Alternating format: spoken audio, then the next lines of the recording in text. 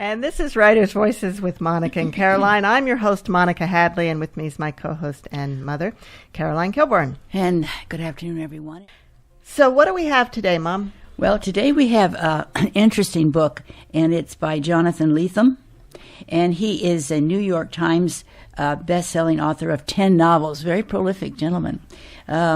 Maybe our listeners have read some of these. A Gambler's Anatomy, Dissident Gardens, Chronic City, The Fortress of Solitude, and Motherless Brooklyn.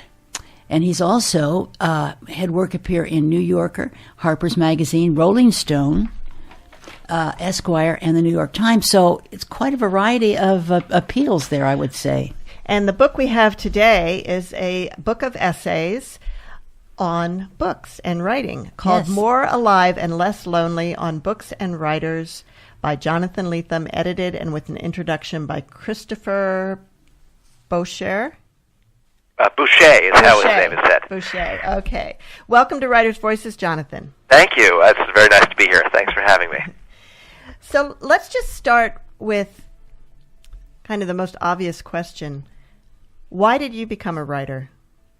Oh, well, this book is, in a way, a testament to it. It was my appetite for books. My love of reading fed directly into that desire to enter the world of books in a way, I was participating in a conversation that enthralled me as a reader, and I wanted to talk back to it. I wanted to enter into it and make my own voice a part of it. So was that something that you knew from a very young age that you wanted to do? Yeah, I began to sense it pretty early on. I was, I had a good head start in a sense. I was lucky in that my family was an artistic one. My father is still a painter, and my mother was a great reader, and our home was full of books and art and music, and so I was nourished by this stuff. I took it for granted as a kind of part of life that was available to me. And seeing my father go up into a studio every day and make paintings meant that the idea of making some kind of art wasn't exotic to me. It seemed like, oh yeah, okay, people do this, and I could be one of them. Why not? So what took me a little while to do was to settle on writing fiction specifically. I painted and I drew because of my father, and I also wanted to make films for a while, and I thought I would make comic books at one point. And then eventually I settled, I think, when I was about 13, 14, I began to really focus on... Eventually at 13. Well, for me, I felt like it was an evolution, and it was when I was 15 that I began really trying to write fiction, and I never really stopped after that. Wow. So when did you start with short stories, or did you dive right into novels? Well, I think actually I wrote, when I was 15, my mother gave me a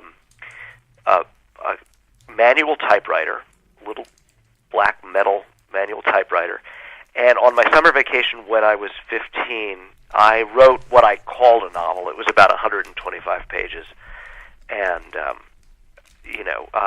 I was very impressed with it. Enough or good enough to matter, but it was my start. And so I actually did begin as a novelist first, and then all through high school I wrote short stories. Wow.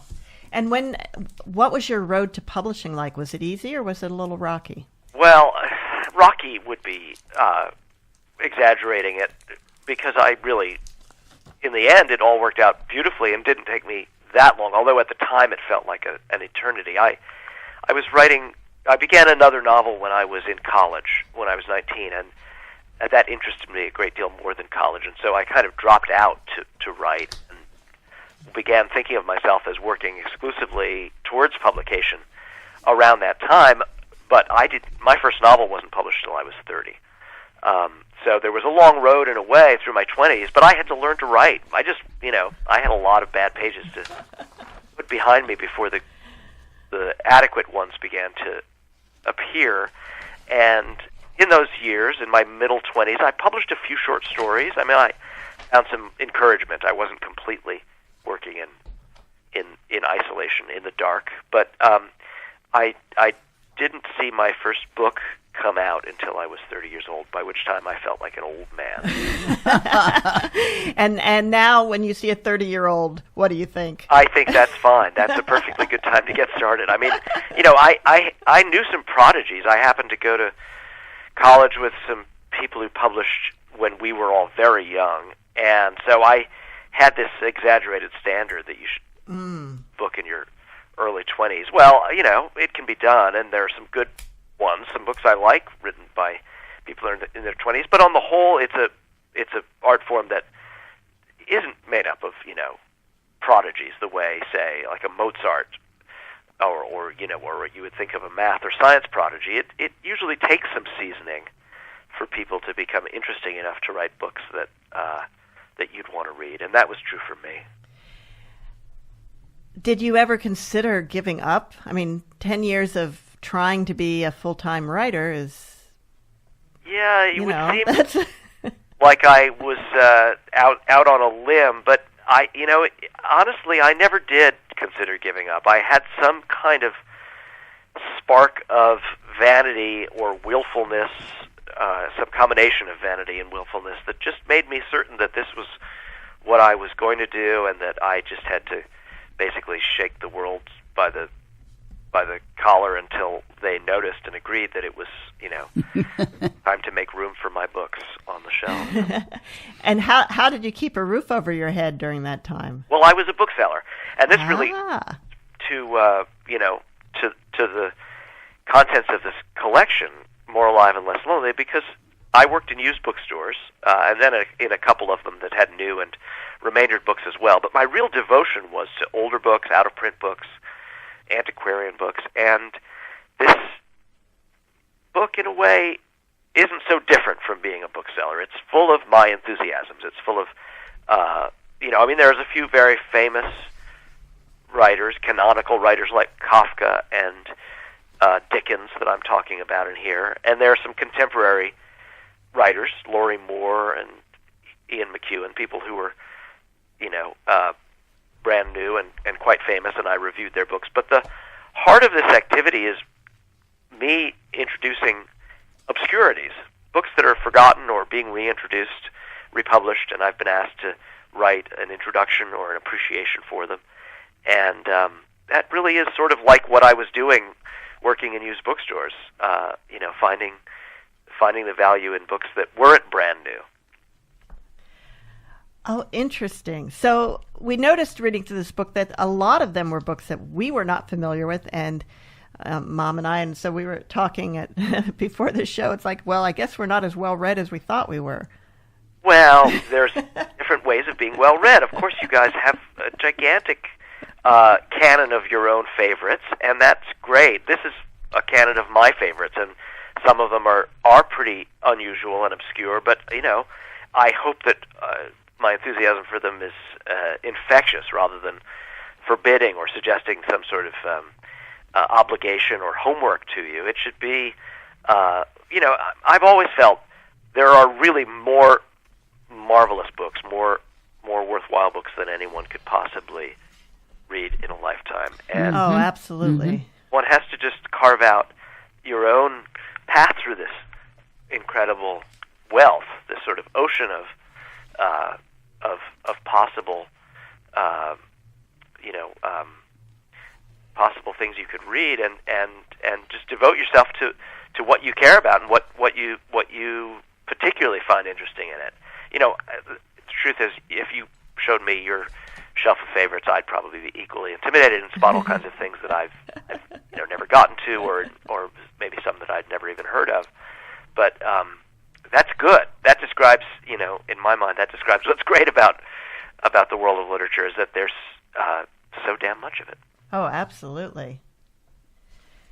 You're listening to Writers' Voices with Monica and Caroline, and our guest today is Jonathan Lethem, author of More Alive and Less Lonely on Books and Writers, edited and with an introduction by Christopher Boucher.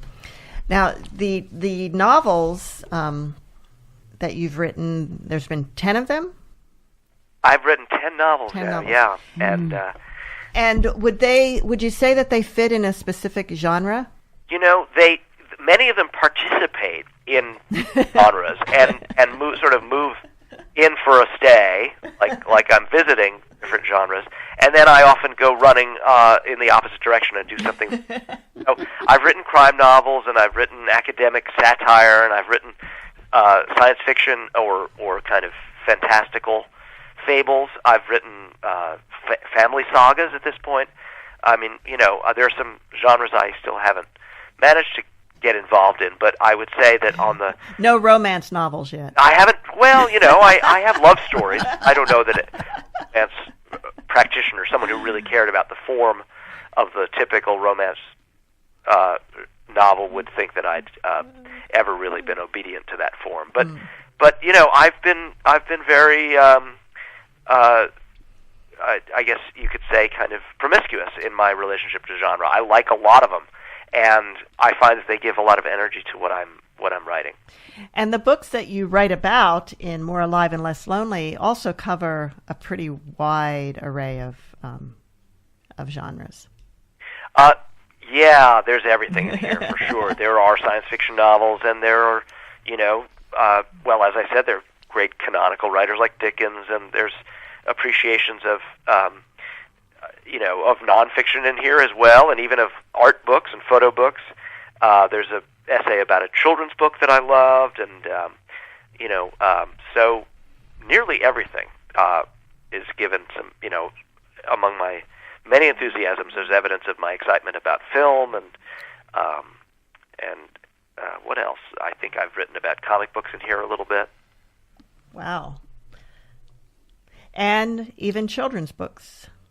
Yes, the first essay in the book is something called The Loneliest Book I've Read, which describes my relationship to this very odd, sort of obscure children's book that was out of print, but it was given to me as a child, and I read it over and over and over again, and sort of memorized it, and so it's my testament to this very peculiar book. That's and the title of the book, I believe, was Happy Valley. Happy Valley, right? And is it still out of print, or I think it's still out of print. Yeah, I don't think my enthusiasm has managed to drag this particular item back in, but it's okay. There are books that belong only to one reader out there. This may be a case of that.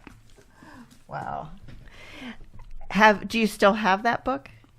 I do. I can see it from where I'm sitting. Have you read it to your... I understand you have children now. I do have kids. I haven't tried it out on them. I should do that, actually. That's a good you suggestion.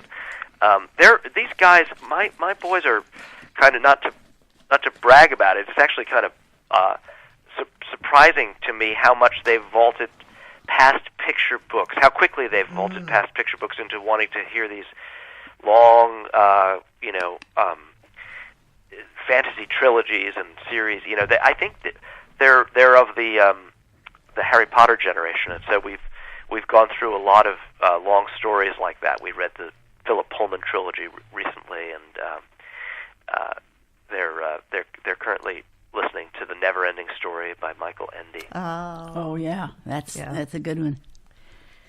Now, I have a note, Jonathan, that Christopher Boucher selected the essays for this book. This is very much a book of my writing, and yet it's created by another author. He did all the selections, and he wrote the introduction that contextualizes the book, and he is the one who came up with the title of the book. It was a phrase that was sitting inside one of my essays, but I would never have necessarily spotted it or picked it out as a possible title. So it's very much got his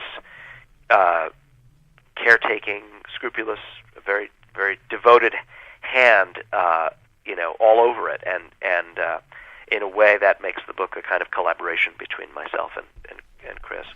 And why did he choose them rather than you do it yourself? Well, some of that is circumstance. I have two previous gatherings of my essays, and I worked very hard on each of those books. The earliest is called The Disappointment Artist, and the second is called The Ecstasy of Influence. And they were pretty mammoth undertakings for me, and when I finished with the second of them, I sort of vowed never again. I wanted to my novel writing, and yet there were a very large number of interesting nonfiction pieces that remained uncollected, and actually a lot of them had to do. A lot of the stuff I'd excluded had to do with books and writers, and so that sort of suggested that there was the shape of a possible book there. But I didn't want to be the one to put it together. And when I talked to Melville House and they suggested that there might be a book of my writings on writers, I said, "Yeah, probably there is, but I don't want to do it.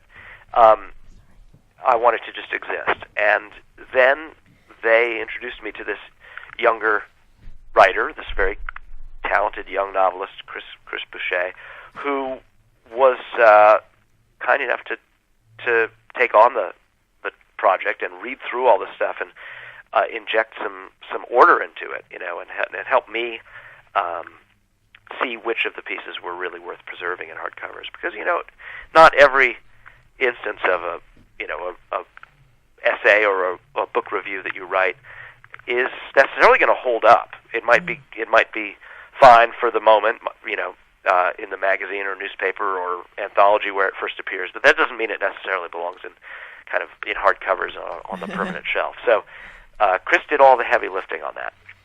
Now, some of the pieces are from magazines, some are introductions that you've written for probably new editions of older books for the most part, I'm guessing, and but some of them were unpublished. Well, some of the books I was writing about, you mean, or some of the No, some of the essays. Yeah, well, there's 3 or 4 things in here that are new writing, where some part of what once Chris had put the book together and placed the pieces in conjunction, I realized, this deserves a kind of an update of some kind. So I wrote a little, what I called a footnote to, I think it's 3 or 4 of the pieces, explaining, kind of bringing them up to date, explaining how my thinking has changed on that subject, or, in a couple of cases they have to do with my actual relationships with the writers in question, sort of reminiscences about my contact with, for instance, Thomas Berger, which had grown and changed in a very interesting way after the last piece I'd written about him. And so I included these extra bits to well, as I say, bring the book up to date, but also put a little something new in it, so that. Well, I was curious how Chris found those, or so you actually wrote them. I wrote those book. Additional pieces, to flesh out the book. Absolutely, Great. Yeah. Now, Jonathan, you also teach writing. I do. I'm a creative writing instructor at Pomona College, where I teach undergraduates, very talented and lovely ones, in fiction workshops. Mostly. As fiction workshops tend to be, mostly devoted to looking at their short story drafts and attempts. Sometimes I've got someone who's ambitious enough to already be writing a novel in their undergraduate life, and we'll look at chapters, portions of the novel. And where is Pomona? Southern California. It's on the eastern edge of Los Angeles. Okay. And you replaced someone fairly well known in your position there. Yes, the job I have, the very lucky and kind of celebrated position is called the Roy Disney Chair in Creative Writing, and it was created what would it have been, about 15 years ago now. It was endowed by Roy Disney, who was Walt Disney's brother, who was also a Pomona alum, and it was specifically designed to bring a fiction writer, a literary writer, to Pomona College. Mm-hmm. And the first person who occupied the Disney chair was David Foster Wallace, who, had a very, very great commitment to teaching, and was, I think, an extraordinary teacher by all accounts, and left a very large footprint in this, in this community here at the college. So after he died, they took a little time. I think it was probably actually very challenging. Contemplate having another Disney chair, and so they let some years pass, and then eventually it was offered to me, which was just a piece of, well, great luck, life-changing luck for me, and it put me in an interesting kind of oblique but interesting relationship to Wallace and his legacy, because here I was, in a kind of a symbolic sense, sitting in his office and trying to extend his work here in this community, which well, it ended up meaning a lot to me, and it actually drew me closer to his writing than I'd felt previously. I spent time talking with a lot of students who had a very powerful relationship to him. I think his presence here had drawn a number of students who cared immensely about his work, and that in turn that sort of made me care more about his work than I had before. So it's been an interesting legacy for me. Wow. Had you taught before this? Yeah, I was a teacher sporadically, mostly in MFA programs. I'd been, over the years, I'd been asked to be a visiting writer, or what they call a distinguished visitor at a bunch of really great places. NYU most recently. That was the work I was doing in the time just before they pulled me out here to California. I was teaching at the MFA program at NYU, which I liked very much. And other times I'd been at Columbia University and a scattering of other places where I'd been sort of made guest appearances. But the job of being a visiting writer is really different from taking on an actual position and being a member of a faculty. So in a way, I was familiar with the classroom, the creative writing classroom, but I wasn't really a professor before this. I didn't know what it was to work as a colleague in an English department and so forth. So this is a change in that way. Now, do you feel like it distracts from your, I mean, obviously it takes time, so it leaves you less time to write, but are there other compensating factors that make you more productive as a writer? Well, the thing about writing is no one does it in a vacuum. There's this sort of fantasy, this very attractive fantasy in some ways, of just clearing out your schedule, just having nothing else in front of you and only writing, which, on certain very exotic occasions at a writer's colony, or when I was a bit younger, and if I arranged my life just right, I could maybe play around with that occasionally, and sometimes that's great, although actually having a giant desert of time in front of you isn't always the best way to write. It's actually sometimes better to have a slightly more structured life and have the writing, occupy one part of a schedule where it pushes up against other things and where your life has some definition to it. But the fact is, most of the time, whether it was because I needed to, make a living or just because I'd become interested in doing other things, or, I was invited into some exciting opportunity or situation, my writing is usually kind of competing with or jostling against other tasks, whether it's journalism or teaching. A couple of times I've acted as a screenwriter, and then there's just life itself, having friends, having a relationship, having children.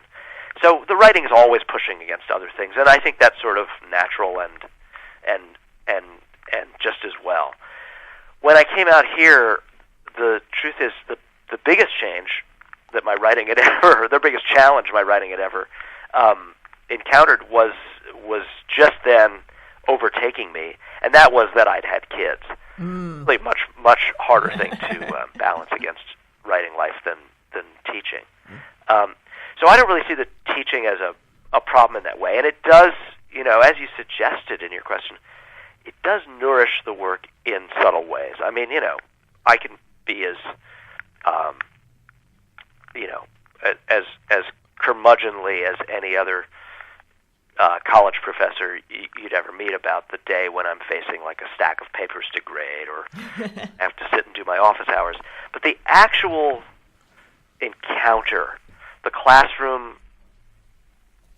experience, the time spent with aspiring writers, pretty much always throws me into a really extraordinary understanding of myself and my own relationship to writing and my own commitment to it. You know, working with writers who are just figuring some of those things out makes me re-encounter those parts of myself and having to articulate what I think about, you know, this extremely amorphous task of making stories that someone else would actually want to read. It makes me think about what I know and figure out what I know in a really desirable way. So the teaching itself does really nourish my writing and change it in interesting ways. In your writing technique, do you do you formulate with an outline, or how do you go about it? I'm not a great outliner, or I've never really written a full plan or plot or outline for what I'm going to do. I take notes as parts of the story occur to me out of sequence. You know, ideas, set pieces, thoughts I have about how the story should develop. I'll jot things down on Post-its and stick them up around my office. But I do also really treasure the sense of exploration, learning the story, you know, in a way, almost the way the reader does, by uncovering it moment by moment. And, you know, I find that in order to begin a book, I have to have a lot of inklings about the feeling and the situation at the end. I need some sort of image of a destination.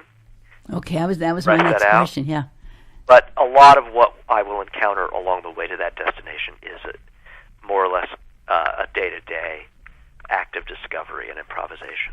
Mm-hmm. Now, a lot of the essays in More Alive and Less Lonely are essentially book reviews, and I'm guessing that if you wrote a negative review, it probably wouldn't have made its way into this book. Well, I've barely ever done it. I think that it's, without wanting to seem like some sort of Pollyanna or, just a cheerleader for literature. There are plenty of books that don't suit me, or that I'm irritated with, or impatient with, don't finish, or preemptively just, I can see them coming and I and you off the street. But I personally, it's not that I don't think there are books that would elicit a negative review from me, but I just have chosen not to put myself into that life situation any more than is absolutely necessary. I mean, I won't say who it is because it feels ungraceful. But there's a skeptical review. There's a disappointed review in this book, and there might even be a couple. But those are disappointed reviews of books by authors that I admire whole. And that's to say, I just really don't dig reading something that I expect not to like and that I'm setting myself against in some native way. I don't see my job as being the one who sorts out what's overrated or overvalued. I've never thought that was a very interesting or urgent kind of cultural work to do. And so, and personally, psychically, I'm just not really keen on spending a lot of my time denouncing stuff. Yeah. So I have sidestepped that kind of occasion. You know, if you were a daily or a weekly reviewer and your job was implicitly to be the one who did the thumbs up and the thumbs down on all sorts of books that were being hyped really enormously, and you thought, it's not all that, then I guess that would be your job, and you'd have to have an appetite for doing that. But I've never taken that job. I've never been anyone's staff reviewer or had any kind of regular perch where I was, the arbiter Well, how do you get these reviews placed for publication? Does a publication approach you to review a specific book, or do you have a book you just want to write about and then you pitch it to different publications? I've actually never pitched a review per se. I think that most of the places that I would want to see a review of mine appear in are kind of allergic to that. Sort of figure if you're pitching that you ought to review something, they get skeptical. That might somehow be unseemly. They want the appearance of a kind of objective assignment. So what happens instead? I mean, the thing for me is I didn't start reviewing books until I'd already published 3 or 4 novels, and so I began to be a name that people wanted to see appear in their magazine, and so I would get these invitations. And increasingly, I got them, and so I would wait for the ones that made sense to me, that seemed promising. The introductions to books are a different case. I mean, in some cases, those came to me, but in other cases, I did propose something, and there are some instances in this book of introductions I got to write to books that were being republished because I'd suggested to the publisher that they ought to be republished. Oh, wow. So in that case, I'm acting more as a kind of curator, advocate for something that's been forgotten or kind of underrated, undervalued, and needs to be celebrated. What would be an example of one of those in the book? Well, I mean, I know that when I wrote about books for the New York Review of Books, for instance, there's a review of On the Yard by Malcolm Brawley. That's an entire publishing line that's devoted to rescuing obscurities, rescuing books that have been forgotten. And I've had their ear. I've been very lucky to have their ear over the years. And so with Malcolm Brawley and with Don Carpenter, who I didn't actually write about, but who I did help sort of propose him to be republished, and a number of other people, I've been one of the, in a sense, part of a kind of a loose, informal editorial board for the New York Review of Books, helping to point out books that they might want to republish. When you see something like a review of Kazuo Ishiguro's new book or Lori Moore's new book, that's a very different situation. That's the New York Times or Book Forum coming to me and saying, we've got the galleys, we're looking to assign this review, and would you be interested? And then, I'll just pick and choose my occasions on those. I would imagine that at certain times, depending on the culture of the time, some books are overlooked and are really great books, but they're overlooked because of the culture, and people aren't interested in that particular thing. Yeah, there are things that come in and out of fashion, and also there's just the great, tremendously unfair, but at least universal roulette wheel of life. A lot of things just never get their shot. They're published in an unlucky way, or they're published inexpertly, or no one notices. Yeah, right. And so there's lots of deserving stuff that people would love to read that is sort of lying in wait. That it never had its moment, or barely had a moment, or did have a moment, but it was 30, 40 years ago, and it's been forgotten, and then someone looks at it. I mean, that's the great Ezra Pound line is, I think it's Pound, literature is news that stays news. And then too, there's so much beautiful and effective, carries this lasting value. But we live in a culture of news and of the idea of the contemporary. There's a great obsession with, immediacy. It's been released, and so the rate of turnover can sometimes be devastatingly rapid for very good books that just are quieter or just take some time to find their audience. Not sensational and not and of course the news.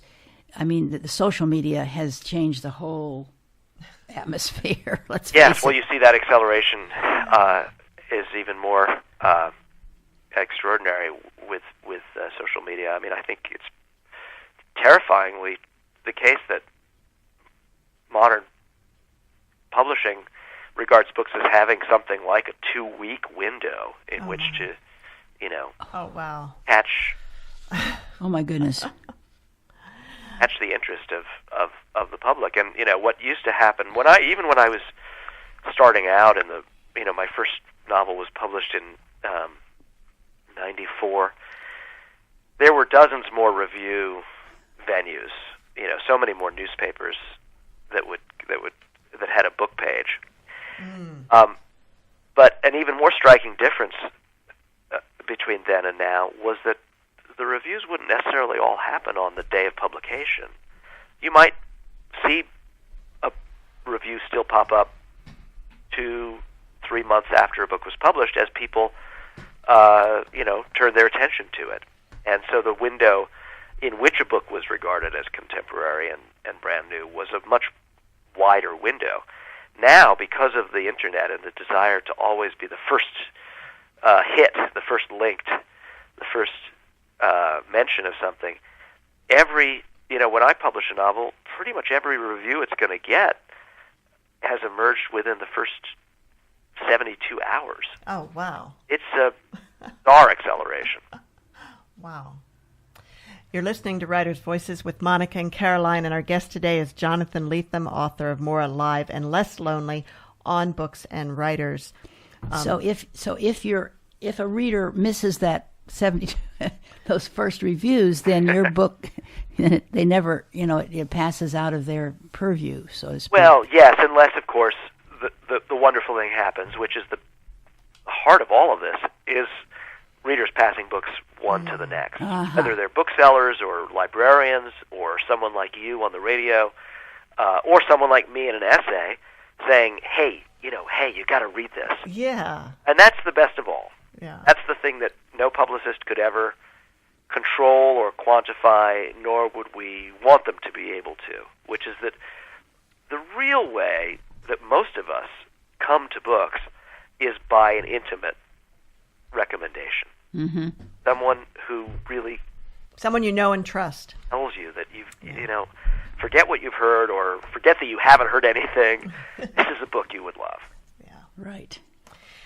Well, what do you see as the future of publishing? I mean, you've obviously seen a lot of changes since you started publishing.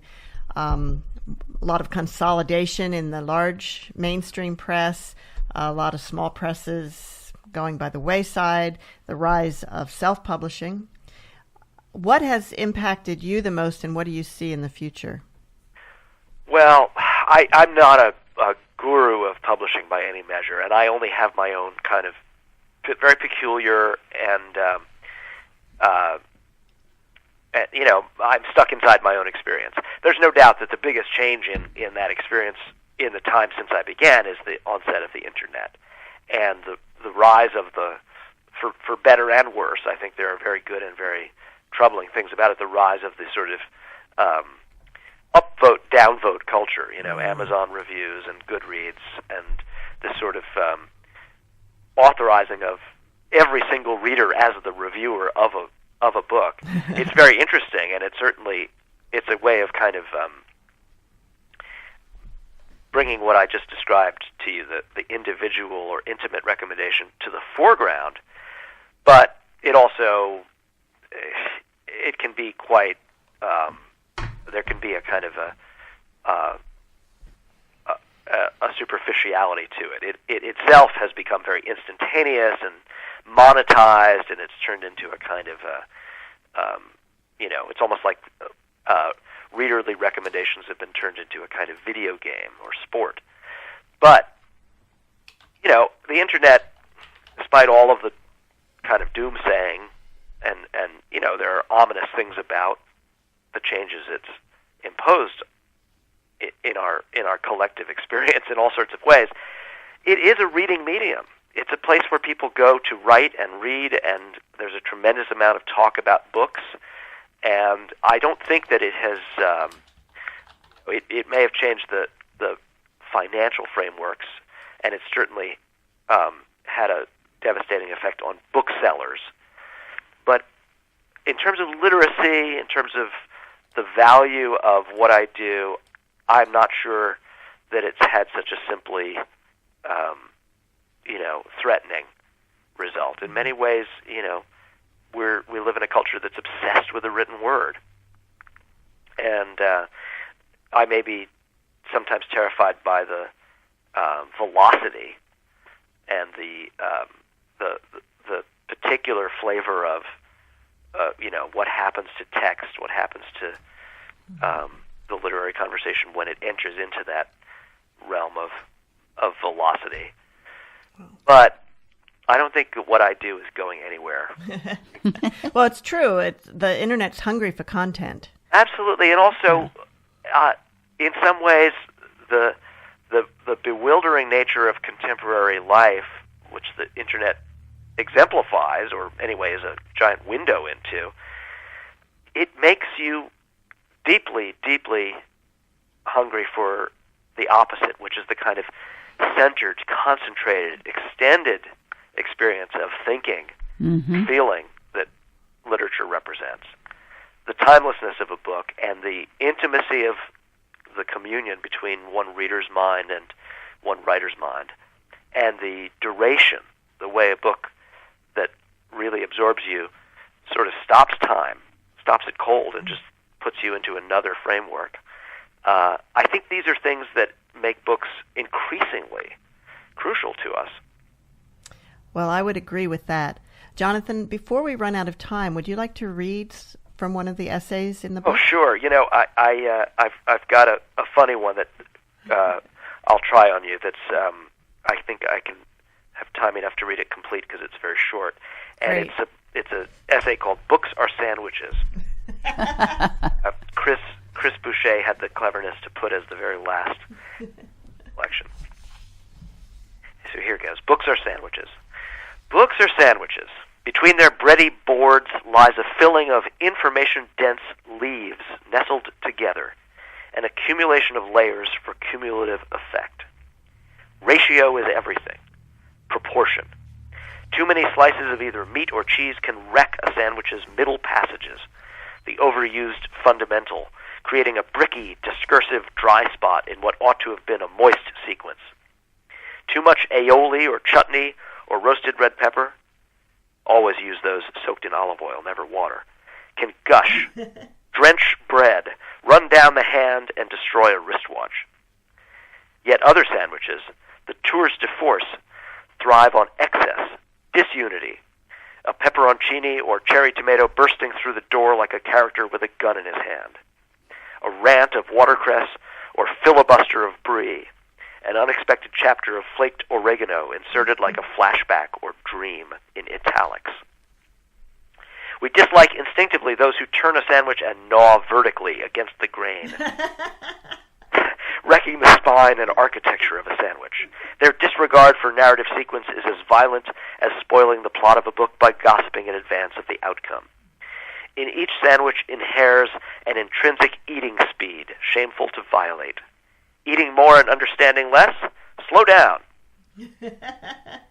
Hors d'oeuvres on tiny crackers are poems, always seeking perfection in elusive gestures, annoying to try to make a meal of.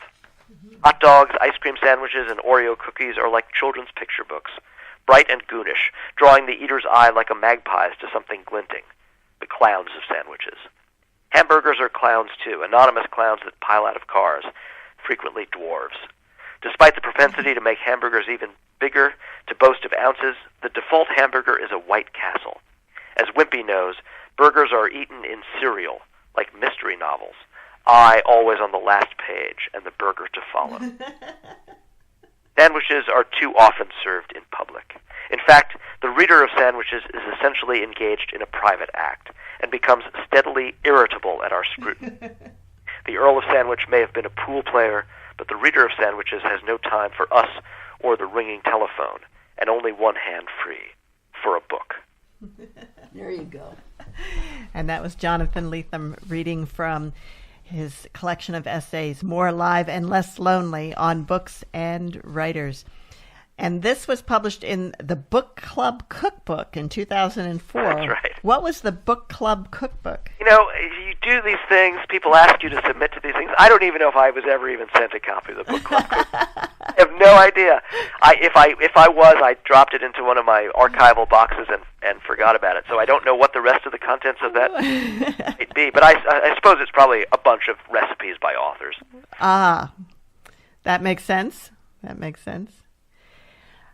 Tell me a little bit more about, you had mentioned the On the Yard. Yes. Tell us a little more about that. That is a marvelous book. I think it's, in my personal opinion, it's the greatest novel of prison life in American literature.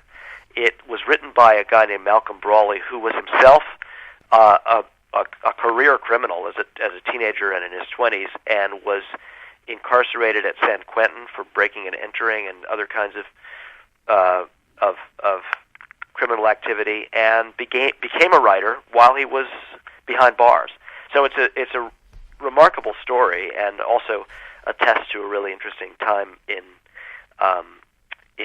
the history of American prisons, when there were many incarcerated writers, because for a little while the act of writing was being encouraged by wardens, and at San Quentin in particular. I think when Malcolm Brawley was in prison in San Quentin, there were 3 other published novelists inside with him at the time, all of whom had become novelists while Wow. And I know there's very little encouragement for that type of thing in prisons now, in our prison systems. I think it's now. very rare. Yeah. The writing materials are often confiscated, in fact. I think it's rather tragic, but that's a whole other story. I had noted this one in the last paragraph of the essay about On the Yard, where you wrote that Malcolm Brawley's peak as a writer came in the 2 complementary books, the novel and the memoir. And in the memoir, he says about the novel, I was writing over my head. Yeah, I love that the humbleness of that remark, and also it's a humble brag. I think that's what they call it these days, because he was, I think, in a sense, and we all are at our best, writing something that we can't quite believe we're capable of. I've experienced that feeling, I don't know, 3 or 4 times in my decades of devoting myself to this practice, and it's what you're there for, are those great moments when you feel that something in you that is more than you craft can get you to, and it's speaking through you, and it's both very it's a very humbling moment and a very brash one at the same time, when you look at a page and you say, wow. And sometimes, particularly if you're an unpublished writer and you've been doing it for a long time, you might pull out something that you wrote you don't even remember writing, and you look at it and say, wow, I did that? Yeah. It's what you live for, because, of course, the opposite experience is unfortunately going to be the default mode is, you're excited when you're writing something, and then you look at it and it's not there, or it's not quite right, or it needs some fixing. Yeah. Only good enough. But yeah, you stay in this game long enough, and you will have those transcendent times when you are writing above your head. Or in my case, there was a time when I found a book of handwritten poems from my from when I was a teenager, and I'm looking at them, and there was one I think, wow, this is really, really good. And then I realized at some point that it wasn't a poem I'd written, it was the lyrics to a Jim Croce song. You copied it out. Yep. Well, that can happen. So do you edit your own work, or do you have someone that you work with that edits for you? Well, I'm a careful reviser, which is different from editing, because no one can finally edit their own work. You can only revise it from the inside as the author, and so you do depend on a good editor and then a good copy editor to give it that look from the outside. Mm-hmm. Every piece of writing needs editing. I Absolutely. put on it at some point. Yeah. And I rely on. I'm very fortunate. The editor I've worked with at my publisher, Doubleday, my principal publisher, has been. I mean, he's been a very dedicated editor, page by page, book by book. But he's also been a very forgiving and generous one, because I've tried a lot of different kinds of writing over the years, and he seems to be willing to go with me, wherever I want to go, which is, it's not a given. Someone might like just one book you wrote, and not all the rest. So, well, Jonathan, this collection, More Alive and Less Lonely, is sectioned into 8 different sections. Can you tell us a little bit about the structure and how that came about? Did you have input into that, or was that entirely Christopher This is where Boucher? you're really looking at Chris's labors, and I think it's a very elegant design. There are some obvious gatherings of the essays. Chapter or section 6, which is about Ishiguro and Thomas Berger and Philip K. Dick. These are 3 writers with whom I have a very extensive kind of lifelong devotion. I've read them for as long as as long as I've been a reader, and they, in the case of Berger and Ishiguro, both became personal relationships for me, and so Chris saw the similarity in the 3. My relationship to those 3 writers, and thought, these speak to one another. These will go together very naturally. And there's some other ways in which he's clustered the book to bring out similarities in certain areas of my work. I'm really very lucky that I did hand this project over to him, because he instilled it with a kind of thoughtfulness that it just wouldn't have been available to me to look at the essays in this particular way. Well, give us a brief summary of what each of the sections, like Engulf and Devour. Yes, right. So Engulf and Devour refers to my interest, which is a continuing one, on in the way you can lose yourself in your relation to an author, the way someone can seem so extraordinary or so relevant to you that you've become obsessed. And so I talk about, for instance, how Kafka is a consuming fascination. So many books have been written about Kafka, and so many, even just biographies. He's almost got countless numbers of biographies. He's a writer who tends to inspire that kind of devotion. And I also write here about Dickens and about Philip Roth, writers who you could, devote your whole life to just thinking about their work. And of course, Moby Dick is in here. And Moby Dick is in there, exactly. Yep. Yeah. And, then for another instance, section 4, Lost Worlds, is the one that includes On the Yard, Malcolm Brawley's prison novel. And this is really about writers who almost no one will have heard of. Mm. They're real cult objects who I've become fascinated with, and I'm basically trying to put up a big neon billboard saying, "More attention is deserved." Somebody come and check this out. It's really great. So it's really about me as the kind of advocate for these marginal figures. So those are the ones, if we've never heard of, we really shouldn't feel bad. You shouldn't feel bad. Okay. I mean, Caroline was an English teacher, a high school English teacher, so... But I never heard of some of these. Yep. And, I won't do every single section, but I'll skip around here on section 8, Fan Mail, the one that includes Books Are Sandwiches, which I read aloud for you, is really about my position as a reader and a fan, someone who's still, despite, being middle-aged and having published a bunch of novels, I still kind of get, I get excited if I get to meet one of my heroes. So it's about, what it's like for me to go up to Anthony Burgess and ask him for an autograph in one of his books. And how is it when you're in the other shoe? You know, when you're in the other position and fans. Oh well, I am. You know, I never. I'll never be done marveling at the luck I've had to live this life and have people come up to me and say, for instance, want me to autograph one of their books, and I try to be extremely remain grateful and humble, because it's such an extraordinary relationship to have readers at all. You know, I don't take it for granted. It involved a lot of persistence on my part, and to get into this situation, but I also know that it involves a lot of luck. There are many people who write books who haven't enjoyed the kinds of opportunities I've had, or haven't been published. Well, my book is full of examples of people who weren't published as well as I have been. So how can a reader find this book? Well, I hope it's in all kinds of bookstores, ideally filling up their window and front tables. As with everything else, it could also be online, located on various internet buying sites like Powell's or Amazon. Right, but we do like to support our local bookstores. And if you've got a local bookstore, by all means go in and demand that they copy for you.